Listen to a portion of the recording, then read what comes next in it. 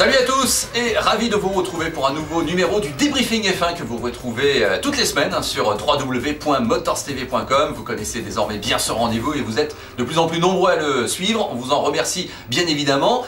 À mes côtés Jean-Luc, salut Jean-Luc. Salut LFB, salut à tous. Je t'aurais bien dit salut en hongrois, mais j'avoue que je sais pas trop comment on dit. Mais ça ne me donne pas de doigt. Très bien. En tout cas, c'est le Grand Prix de Hongrie effectivement dimanche prochain, la 10e manche du championnat du monde de Formule 1, mais il s'est encore passé beaucoup de choses dans l'actualité de la Formule 1 ces derniers jours et donc on va en parler ensemble maintenant. Je rappelle que pour poser vos questions, c'est soit sur le forum de motorstv.com à la rubrique Monoplace, soit vos questions vidéo, vous vous inscrivez sur le groupe YouTube, le débriefing F1. Alors, la nouvelle vient de tomber, Jean-Luc, c'est quasiment du direct ou presque. C'est confirmé, Jaime Alguersuari, le pilote espagnol, rejoint Toro Rosso et fera donc ses débuts à l'occasion de ce Grand Prix de Hongrie. Alors effectivement, on savait que ça allait arriver. Bonne surprise. Est-ce que malgré tout cette nomination de ce jeune pilote espagnol qui va rentrer dans le livre des records avec le plus jeune âge pour un pilote de Formule 1, 19 ans et 125 jours, est-ce que ça t'inspire une réflexion ? Moi, comme tout le monde, je me demande quel est le but poursuivi réellement par Red Bull, parce que c'est Red Bull qui décide. Bien sûr, c'est l'équipe Toro Rosso, l'équipe sœur de l'équipe Red Bull. Bon, c'est très bien de battre les records, c'est très bien d'avoir un jeune pilote de 19 ans et 135 jours, je crois, qui débutera en Formule 1. Maintenant, malgré ses qualités, Jaime Alguersuari, qu'on connaît bien sur Motors TV, on répète, puisqu'il a décroché le titre en Formule 3 britannique et que nous diffusons ce championnat, marque un peu le pas en Formule 1 3.5 Renault. Ce week-end au Mans, il a eu des places d'honneur, mais il a terminé, 4e, 3e. C'est bien, c'est un garçon solide, qui est jeune encore, qui a une expérience à développer.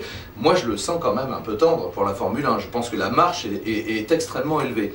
D'autant que si j'ai bien compris également ce que David Taylor a rapporté comme information également, qui était notre envoyé spécial au Mans, a priori il doit continuer à mener jusqu'au bout sa saison en Formule 1 3.5. Alors là, j'avoue que j'ai du mal à comprendre parce que la Formule 1 est tellement exigeante à tout niveau que mener 2 programmes de front, déjà pour un pilote très expérimenté, c'est très compliqué, mais alors a fortiori pour un jeune pilote âgé de 19 ans, moi je crains qu'il explose un petit peu en vol. Alors maintenant, on va jouer le jeu, même si encore une fois, lui, il n'y est pour rien. Il remplace Sébastien Bourdet. Bon, Sébastien a malheureusement été rejeté par son équipe et il fallait quelqu'un pour le remplacer, c'est lui. On va pas faire de mauvais esprit, surtout pas. Maintenant, je crois que la barre est tellement haute. Alors, on a commencé à dire également chez Red Bull, oh, on va lui donner 3 courses. Oui, c'est ce qui est dit officiellement dans le communiqué par Franz Tost. J'avoue que je comprends pas. La stratégie, à part communiquer, faire uniquement de la communication, ce qu'on avait dit depuis le début, et du marketing, je vois pas l'intérêt. Je vois pas comment le pauvre Jaime Alguersuari, aux côtés du modeste débutant Sébastien Buemi,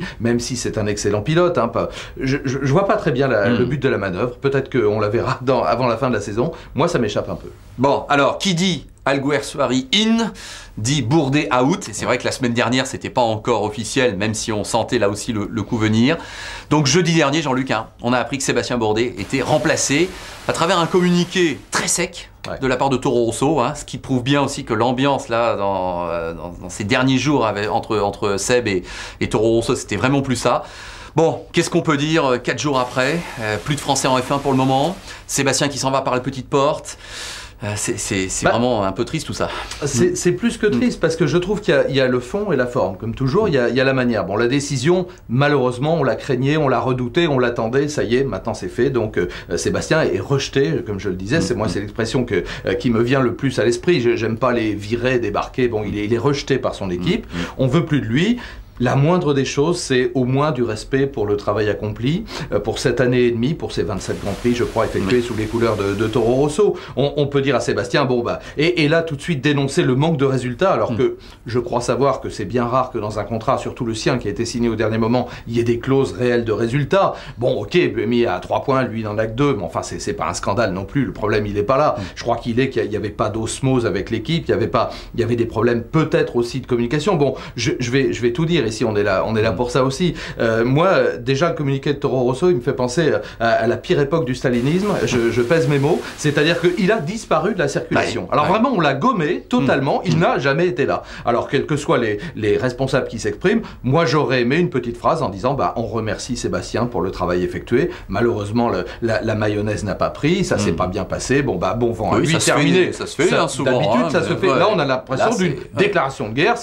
Alors, un, on le jette, en 2 mots, Oui. et 2, après, on parle plus de lui. Oui, du tout. lorsqu'on présente le Grand Prix à venir, c'est comme S'il n'avait jamais tout existé. à fait. Moi, ça me choque beaucoup. Bon, il y a un minimum de respect humain. Alors, je sais bien qu'on va me dire aussi, la Formule 1, c'est ça, mais c'est pas que ça. Il y a des gens qui peuvent se comporter de manière normale. Donc ça, c'est une première erreur. Deuxième chose, bon, j'ai discuté longuement avec Patrick Bourdet, que tu connais bien aussi, le papa de Sébastien. Alors là, ici aussi, dans le cadre, puisque effectivement, ce débriefing F1 est très regardé, y compris par les fans de Sébastien, donc je m'adresse à eux, à la famille, aux amis. Nous devons d'être objectif. Alors je sais que le mot est toujours un peu délicat, un peu mal perçu. Qu'est-ce que l'objectivité? Vaste débat qu'on va pas entamer ici parce que l'émission n'y suffirait pas. On essaie de garder de la réserve, même si on aime beaucoup Sébastien. Alors, moi, j'en reviens à ce que j'ai dit à plusieurs reprises, et ça, je l'assume, on aurait aimé que Sébastien devance ses équipiers. Alors certes, Vettel est une flèche absolue, un champion du monde en puissance, allons-y, en tout cas un vainqueur de Grand Prix avéré. Bon, ça c'est déjà fait. Est-ce que Sébastien Buemi est de la même trempe? Moi, je reste un peu sceptique en attente de sa première victoire en Grand Prix, et voire de son premier titre de champion du monde. Alors, c'est sûrement un garçon rapide, qui s'est bien adapté, qui s'est bien débrouillé avec cette monoplace. Maintenant, j'aurais aimé, je l'avoue clairement, voir Sébastien devancer plus souvent. Pour plein de raisons, ça n'a pas été le cas. Bon, ben voilà, c'est un constat d'échec. Moi, je souhaite que Sébastien, qui a priori veut poursuivre en Formule 1, eh bien continue à se battre, trouve peut-être une place dans les nouvelles équipes. On a vu que Pedro de la Rosa, justement, est retenu par Campos. Bon, tu devances, mais c'est logique, hein, parce que c'est la suite de cette même réflexion. Sato Kamikaze et WTFLOLGG. Alors, je sais pas si je prononce bien, mais bon, bienvenue à lui, en tout cas, sur le forum. Il nous pose une question. Que va faire Bourdet? Peut-il revenir en Formule 1? Peut-il continuer en Formule 1 en 2010?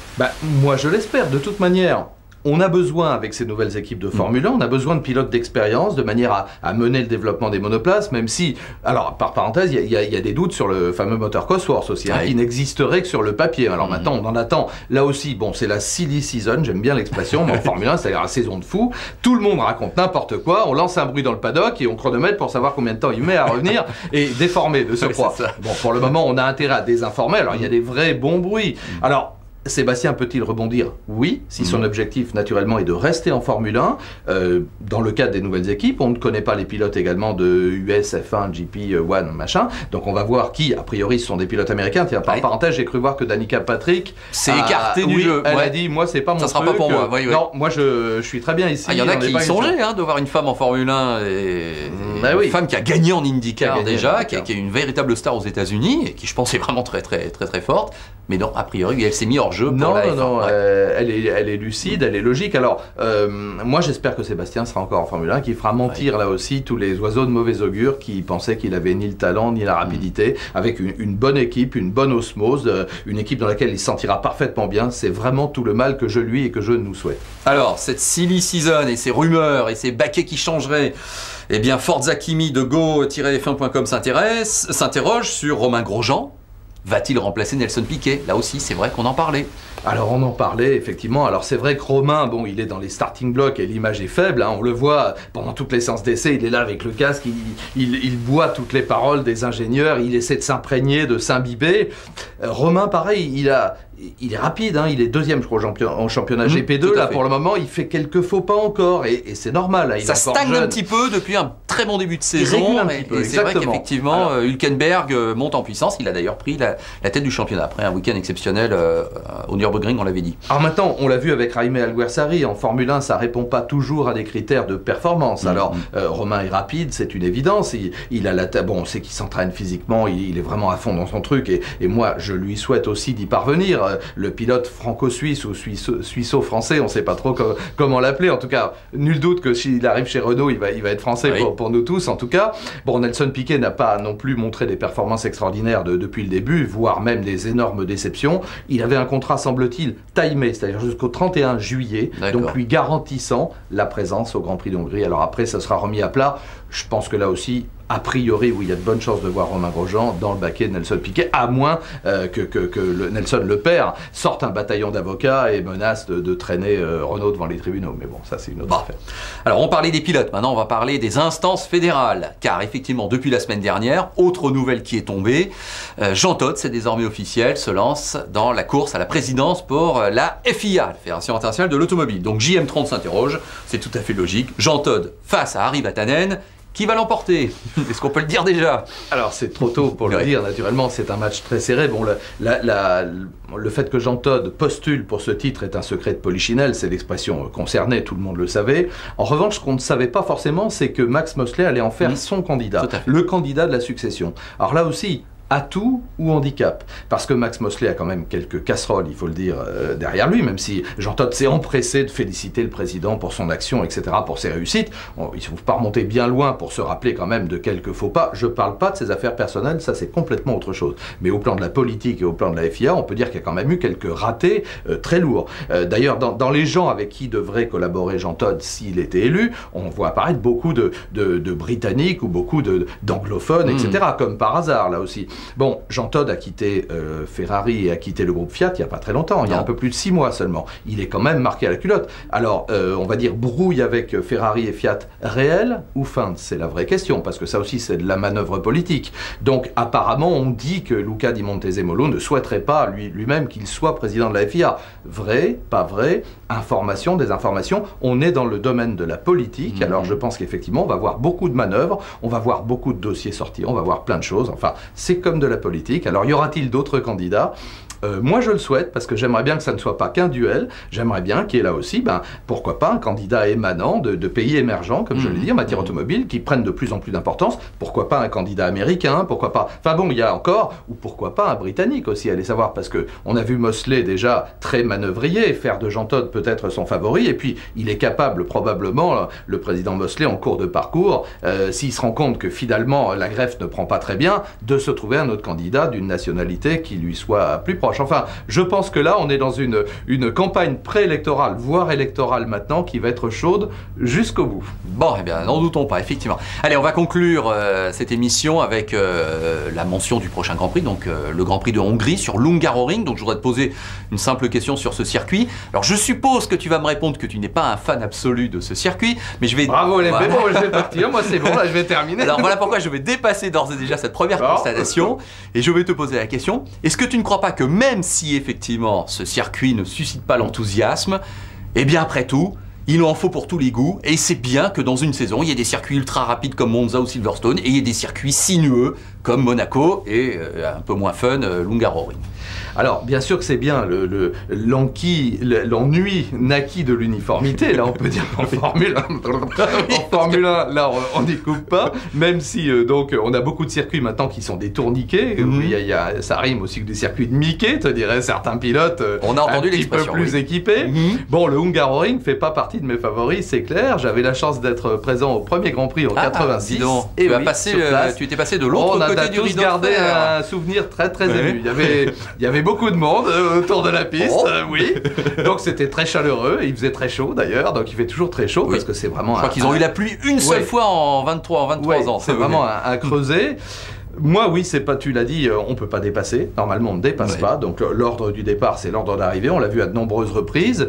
Bon, c'est un circuit. Alors, j'ai vu que Bridgestone allait mettre les softs et les super softs. Donc, deux pneumatiques très. On va dégrader, comme d'habitude, le pneu avant gauche. Donc, bon, voilà. Donc, tout dans les qualifs et après, tout dans la gestion de course. Si on fait pas d'erreur, on est devant. Non, c'est pas.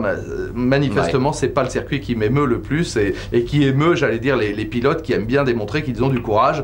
Là, du courage, bon, je dis pas que c'est facile, hein, mais c'est jamais facile. Mais bon, c'est pas un circuit qui est propre à mettre en avant les qualités de courage. Moi, j'aime bien ce vieux mot. Tu sais, courage. On est bien. J'aime bien ce mot-là.